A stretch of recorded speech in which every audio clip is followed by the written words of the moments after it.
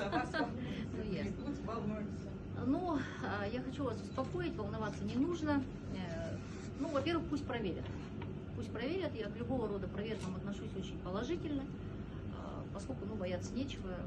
Если найдут нарушения, ну, значит, виновный ответит. Второе, я бы хотела сказать, что как мэр, который был избран людьми и победил кандидата от партии власти, все 2,5 года моя деятельность подвергалась самым, что ни на есть, тщательным проверкам.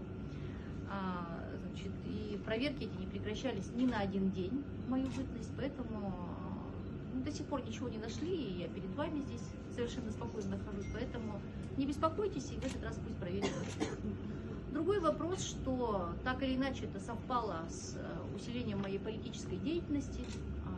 Ну, совпадение это или какая-то закономерность, ну, судить вам. Хотела бы сказать, для понимания вообще масштабов ситуации, при финансировании, общем финансировании объектов на 3 миллиарда рублей, на сегодняшний день неэффективное использование средств, которое сейчас подвергается проверке, 3 миллиона рублей. То есть нет там таких масштабов, которые могли бы стать чем-то очень серьезным. Но повторю еще раз, что проверки это нормально, пусть проверяют. Не